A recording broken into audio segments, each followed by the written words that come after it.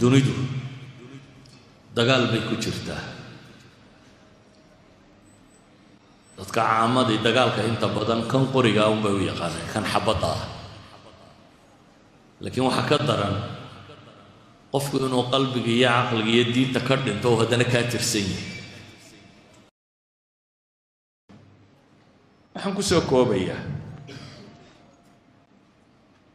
inxiraafaadka khaarijiga ay dunidu dagaal bay ku jirtaa. dadka caamadii dagaalka inta badan kan qoriga un bay u yaqaaneen, kan xabadda ah. laakiin waxaa ka daran qofku inuu qalbiga iyo caqliga iyo diinta ka dhinto oo haddana kaa tirsan yahay. kan xabadda lagaaga dilay wuu ku dhaafay, wuxuu kaala tego in xooggiisii iyo caqligiisii iyo tamartii uu bulshada ku kordhin lahaa habuu kaala tegay. laakiin kan la dilay haddana nool,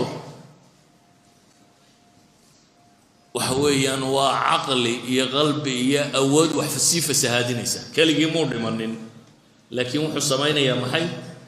bulshada inta kale inuu sii fasahaadiyo.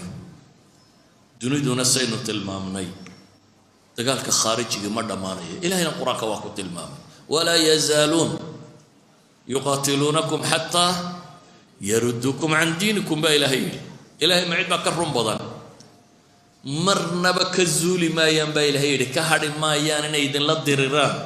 dirirtu ama mid toosa ha noqoto ama mid dadban ha noqotee ilaa ay diinka idinkaga saaraan baa ilaahay yidhi. walan tardaa canka alyahuudu wala nasaara xataa tattabica millatahum wadduu low takfuruuna kamaa kafaruu fatakuunuuna sawaa. waxay jecel yihiin baa ilaahay yidhi. maanta ururada kaloo dhanka kaale ilxaadku soo maaha nin le ilaahay ma jiro kan dambe waa la faafiyaa oo muxuu ka faa'iidayaa? muu isagu iska yidhaahda ilaahay ma jiro deetana suuqiisa galo, muxuu ka helayaa? ururaa jira, mu'tamaraad sanawiya bay leeyihiin, jaamacadaa maalgeliya, dadyowbaa maalgeliya, dhaqaalaa lagu bixiyaa. xataa waxay samaysteen amaakin ay yidhahdeen waa amaakinu lcibaada iyaguna. bal qiyaas, nin kule ilaahayba ma jiro oo haddana kule waa non religious churches bay ku leeyihin. churcheska dadka aan waxba rumaysanayn maxay ku qabtaan markay isu yimaadaan?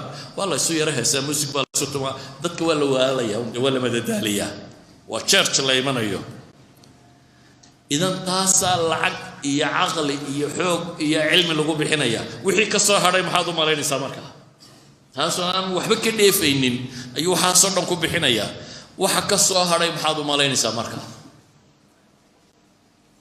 hadday tahay gender iyo dumar baa la xoreynaya, iyo rag iyo dumar baa siman, iyo rag iyo dumarkuba labaduba ninna waa noqon karaan, naagna waa noqon karaan, iyo wax la mid oo dhan.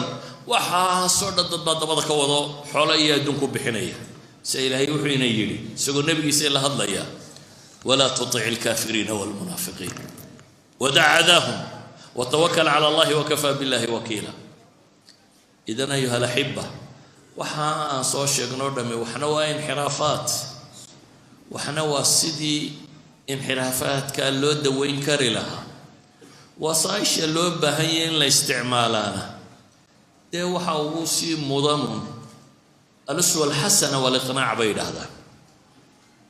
inay dadku dad ay ku daydaan wanaagga inay helaan, iyo in dhallinta la qancin karo.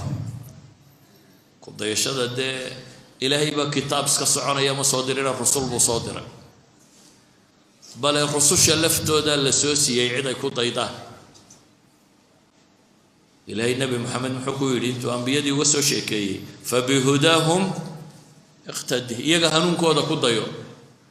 cid aan cid ay ku dayata haysan aadam baa ka jiray baa la yidhi, iyo dee xawo, iyagana iyagaa traininka la isku siiyey. aadam iyo xawona iyagaa inta jannada la geeyey training la soo siiyey. markay arkeen sida bini aadamku u jabo baa la yidhaha daba shaqo taga, ayaa dhulka la keenay. wixii ka dambeeyey oo dhanna tusaala la siiyey, cid ay ku daydaan. waa aluswa. ka labaadna waa aliqnaac. ninkii dhallinyarada ahaayee intuu nebiga u yimi yidhi zinada ha lay fasaxo, nebigu calayhi salaatu wasalaam mana dagaalin mana maagina. waa maxay? waa qanciye. atuxibuhu liummak kulaha, hooyada miyaad la jeceshay walaasha la jeceshay kan la jeceshay maya markuu isa soo wada taagay buu sheegay dad dumarka kalena dad un bay hooyo iyo walaal iyo habar yar iyo eedow yihiin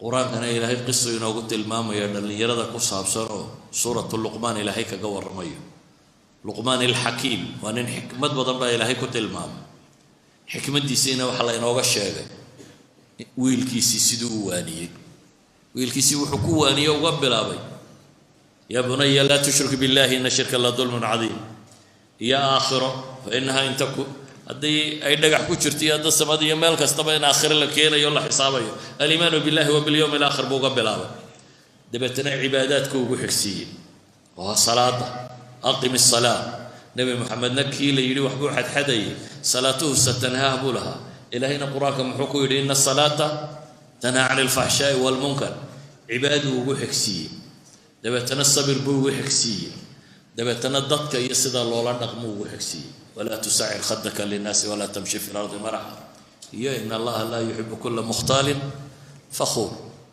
إذا قصة السنة وحايت الماما يسعر دمانتين سلوكية نقمك قال انت سيدا اللي بدله جربتها وحي وبا انت يعني التفاصيل تاخرده قصة ما يسد دراسة نبضها عن قصة كوبية